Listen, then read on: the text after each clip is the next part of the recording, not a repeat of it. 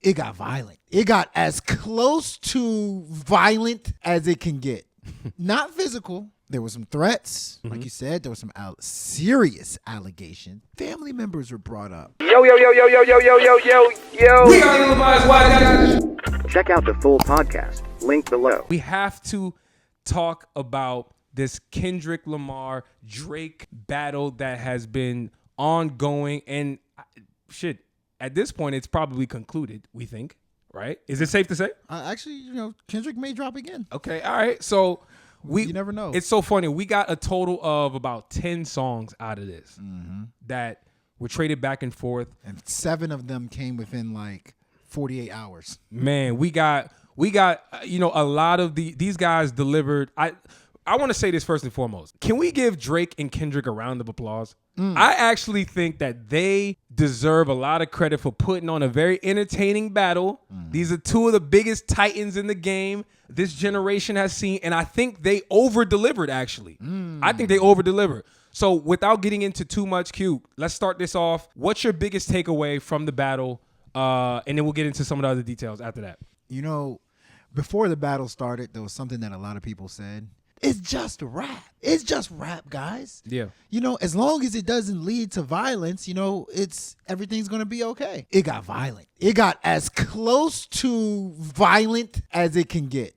Not physical. There were some threats. Like you said, there were some serious allegations. Family members were brought up. I don't think there is a such thing as a just pure rap battle. I borderline disagree with you where you say the battle was great. I think from a rapping standpoint, they delivered, like in terms of their punchlines, in terms of their output. They delivered, but I wasn't a huge fan of like the super duper personal digs. To me, the pedophile claims and the, abuse, it just got ugly. It got messy and ugly. I mean, for me, that's the biggest thing. I no longer think a rap battle can just stay to rap. But it was still a very good battle. You know what? I really wish we stayed in that push-ups euphoria pocket.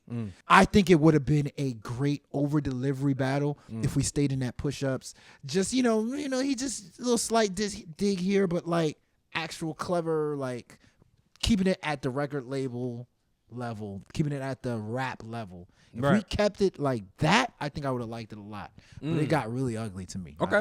I'm not going to lie. I feel you on that. I get where you're coming from, too. Look, I say I think they over-delivered. And before I get into that, dog, my biggest takeaway is that Kendrick is the one of this generation. He's the one. Like, he's not the 2. He's not the 3. When he said, ain't no big 3, it's just me, he was right. I'm not saying that he doesn't have peers. We get like there's other guys. Drake and Cole have always been. They're all in the same bucket. But I do think he was onto something, and he proved on this battle that he was really like that. He really proved it, and so he shut me up, man. Because I came into the battle thinking that he had a lot to prove because we've never seen him in a battle. And it's not to say he wasn't capable, like he couldn't do it. It's more of, if I'm going to compare somebody who's never done it versus somebody who I have seen in battle, win or lose, I'm usually going to give the person who I've seen the nod. I'm going to give you the benefit of the doubt. I needed to see more from Kendrick, and dog, he just over-delivered to me. I do see what you're saying. I do see where you're coming from. Things did go a bit far, and we're going to get to that because that's actually one of the topics. Yeah, man. Like, and also the culture won, man. Bro, we got new Kendrick. Bro, we got spin-off beefs. What did J. Cole say? J. Cole say you only drop every once in a while. 30 months He or something. dropped 3 new. That's the thing that slept on. We got 3 or 4 new Kendrick songs. Hey, yo, he dog. never dropped. Hey, brother. But it's so funny. On Drake on the Hard Part 6 literally said at the end when he was ranting and talking, he said, "Yo, I'm glad I could inspire you to drop more." Yeah, exactly. A part of that was true. It's true. You know what I'm saying? I mean, Drake did lose. I mean, but still, like a part of Drake's, he did push Kendrick and gave us more Kendrick music, which I thought was dope. Yeah. #1 records that came out of this, hella Billboard songs on both sides. Streams is up. You got reactors on YouTube going crazy. There's a bunch of dope stuff that has happened. For sure. Of course, you take away the violence and the people getting shot. Okay, that's one thing, and I do think that goes a bit too far. Not a bit. Way too far than it needs to, but there was a lot of good stuff that came out of it too. It pumped life into hip hop. I've said this for years. I think hip hop is at its lowest point, not because the music is bad, but I just don't think it moves the needle like it used to. Mm-hmm. It pumps some well-needed life into hip hop. But I will say this. Sure. I think the consensus, like we were talking earlier, is that Kendrick won this, right? But we need to applaud Drake. Yes. Like, let's make sure we applaud Drake here, because you know what a lot of people were saying these last couple of months? Drake's a pop star. Can we stop that? Can we put that to bed now? Drake's performances on Push-Ups, Tailor-Made Freestyle, Family Matters was top-notch rapping. And the thing is, with hip-hop, a lot of times, hip-hop is similar to boxing. You know the term they use in boxing?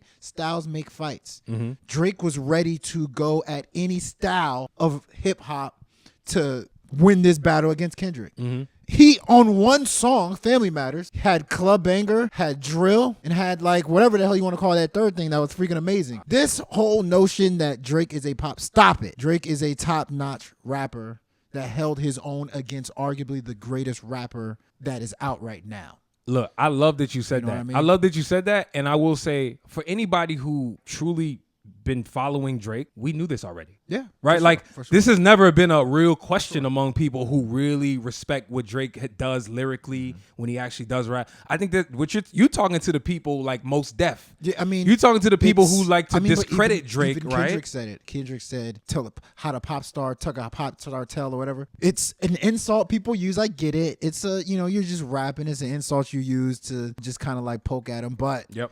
at the end of the day, you're not waiting what a pop star is gonna say next. Facts. You know what I'm saying? I mean, look. you was hype to see what his response was gonna be. I'm gonna You know what I mean? I'm gonna say this. because you knew he would meet the challenge. Facts. I'm gonna say this too. This last thing on this. My other really, really big takeaway, and it's probably number one, I'm not gonna lie, is the fact that I truly believe lyricism has made a resurgence. Right? Like, I get it in a battle. People are going back and forth. They're saying things. You got to use metaphors. You got to be clever. There's been so many dope schemes that have been thrown into this battle by both Kendrick and Drake.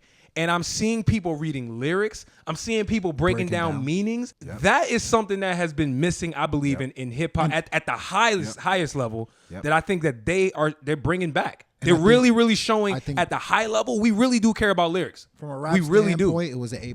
Let's get into another topic within this, which is, did the battle go too far? Ooh, Um, points off turnovers. There were a lot of allegations being made, really from the start of this. You know, Kendrick, I feel like, was baiting Drake from the beginning once he started opening his mouth saying, yo, I know a lot of stuff about you. Matter of fact, on 616 in, I believe it was 616 in LA, where he mentioned, you know, don't tell a lie on me.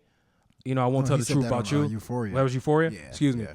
Yeah, and he said that. I feel like there was a lot of people kind of skipped that. Drake, I do believe, took it a bit too far, talking about the family, and that was, you know, Whitney and this, that, and the third. But the point is, this beef got really, really crazy. Serious accusations were made. Pedophilia, abuse, domestic violence. These are heavy topics on itself. So a lot of people feel some type of way about that. But the hip hop purists like Common, Fat Joe, you know, and Boosie are also chiming in saying that they believe the shit went too far. Some are saying it's all rap, guys. Everything's in play. There's no rules to this. Rules in rap. Yeah. You know, and so with that being said, I think there's a bunch of different ways we can kind of tackle this. But like, what's your thoughts on this? Do you feel like things were said and they went too far in the battle? I mean, it went. Here's the thing. I am also someone who is okay with pretty much no rules in rap battles, but there has to be like evidence. You know what I'm saying? Like, there has to be like a justification for saying these things. Really what it was both camps were trying to get dirt on each other, and both camps apparently they both had bad people that they were getting their information from, because I'm hearing that both were telling like the whole you know, Kendrick baby mama, maybe he's Dave Freeze. They said that's a complete lie. I heard that too. You know, even I think academics even said it. It's a complete lie. You know, the pedophile claims, I don't know of any story of Drake being with someone underaged. But, you know, at the same time, it's been floating out there. Like, people feel that way. I think people just look at Drake and like, this guy's weird or something like that. And they just assume anytime somebody's weird, that they're into some stuff like that. But, you know, just throwing out pedophile to me, not that it's like terrible that he did that, but I think it's more so like there was no justification. I could just throw out anything at you. You're a trash man. Like, you know, what's the justification? So that, to me, that's what I struggled with this battle. It was like, all right, you guys are saying this stuff, but like, I don't, why? You know what I'm saying? No, real talk. You know, where is the hard evidence? So, I mean, that's just me. I mean, look. You can say something, but just it has to be justifiable. I got to say this. I've been thinking about this a lot. And I've been going back and forth. I've been waffling on this topic internally. A part of me believes hip-hop is a sport. There's no rules. You should be able to say what you want to say because this is art. You know, it's a battle. Get your shit off. Like, I do believe in that. But the other part of me believes that calling somebody a pedophile is so crazy that in normal without proof, in normal circumstances would be out of bounds, and everybody would condemn someone for making that accusation on somebody without proof, right? It's like you listen to a lot of these street dudes, and one of the things that they always say is, don't ever call anybody a rat unless you truly know they're a rat. Because it's one of the biggest sins. You can't call somebody that. It's serious. Now, that street talk, I believe that applies to pedophilia. I really do. Now, look, we got to tell the whole story here. And while there's no proof per se that Drake is a pedophile, I would never call him that. I do think that there have been enough weird instances that Drake has been a part of throughout the course of his career that leads, I don't want to say credence to what the accusations Kendrick makes, but it gives people cause to pause. Right? Whether it's Drake on stage with a 16-year-old and he knew she was 16, but he was still kissing her. Whether it's Drake's, you could dare I say, inappropriate relationship with Millie Bobby Brown and Ice Spice, I guess. There's been a bunch of different instances that have made people be like, "Yo, Drake, okay, you might not be a pedophile, we ain't got no proof, but that's kind of weird." That's you see what I'm saying? And that's where I think. Yeah. So those instances it doesn't justify Kendrick. I say going too far. And he may know some stuff we don't. Possibly. I don't know, but like in the song is just like accusations without actually explaining. And I want to be fair too, because the pedophilia, I do think that was the worst thing that somebody could say to somebody. But on the other side, Drake said a bunch of shit. Sure. Domestic violence, which they saying is like a lie. that's a serious accusation, that's a right? Accusation. If it's a lie, Drake, that don't justify what Drake said. So it's like, do we want to? Here's the thing I want to ask you: are we nitpicking? Right? Are we nitpicking for even having this conversation? I think we're making much to do about nothing. I think it needs to be said because, like, I think I said this in the other podcast episode. This stuff has been running rampant lately in the media. I mean, whether it's Diddy's situation, whether it's R. Kelly's situation continuously being brought up, like Harvey Weinstein, the dude that Dahmer, the dude that had the island, Epstein. Oh, Epstein, yeah. Like, it's serious right now. Like, it's people are really, really like almost, dare I say, used to hearing about pedophilia now. So, and this thing about the ways people look at these people. So to throw that claim out there, it's like, damn, that's damaging. And I really wanted to say this also. We all enjoyed this battle now, but the ramifications for what was said between the two is going to be really bad. Can you imagine now? I cannot see in any way Kendrick Lamar and Drake patching this up. Because if Kendrick is saying you're a pedophile, why would I want to stand next to a pedophile? Hey, look. If Kendrick says, I apologize for calling you a pedophile, that doesn't even sound right. Hey, brother. And in the same way, right. Drake, oh, my bad for saying that you beat your wife. Like, we may have lost an opportunity to see Drake and Kendrick Lamar, or even Drake and Kendrick Lamar's affiliates, working with one another.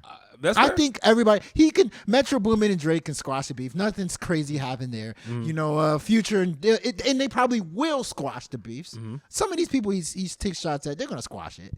But I don't know if you're going to squash that Kendrick versus Drake. Well, that was very damaging. Well, look, at the end of the day, the question we asked to ourselves, and we're gonna ask you guys too. Did the beef go too far? One thing we didn't mention in this whole thing that we should have off rip is that people are getting shot. That's true. In real life. Yeah. That you could genuinely argue is tied to the string of songs and the things that are being said throughout the music, right?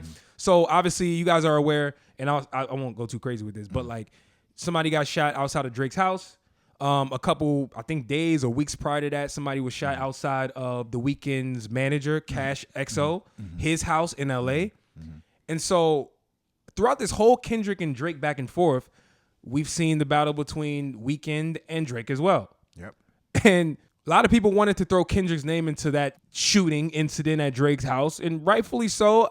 I don't think he had anything to do with it, right? But he has the biggest name. But all throughout, like I'm saying, in the background, people are getting shot. So if I ask myself the question, did this beef go too far? Yes, because people are getting shot in real life. Indirectly. Indirectly related to it. what is being said on these records. You see what I'm saying? Yeah, for sure. I mean, there's real, like, some of the stuff that Drake, particularly Drake, I think Kendrick Lamar can just go back to where he was and just, because Kendrick is always quiet. Kendrick is not at strip clubs. Kendrick is not doing, I mean, at least I don't see him there. It seems like Kendrick lives a very quiet, normal life. Drake does not. Drake is on tours, and Drake is, in the streets. He's outside. Went to Delilah with all of his ice. Drake lives he lives hot. So He's out here living. Yeah. So it's like, the ramifications of some of the things that Drake said, there is going to be, because it's not necessarily that the artists are crazy enough to do something violent. It's the fans. True. It's the affiliates. So when Drake was taking shots at The Weeknd and his affiliates, that's dangerous. For sure. With Kendrick, he's just talking about Kendrick, his wife, which is still very dangerous. Hey, bro. His manager, Top Dog. He did not mention Schoolboy Q. He did not mention Baby Keem. He did not mention. He mentioned Baby Keem indirectly. He said Keem when he writes his stuff. It's only hot with Keem, which is complete nonsense. Complete. Bro, it's nonsense. rap, bro. It's rap. Like, it's rap. Okay, but, we don't nitpick. It's rap. Complete nonsense. It's rap. They said some nonsense. They said some straight nonsense. Yo, but anyway, who cares what I was just saying earlier? Now you just threw me off. Yo, let's move on to the next topic.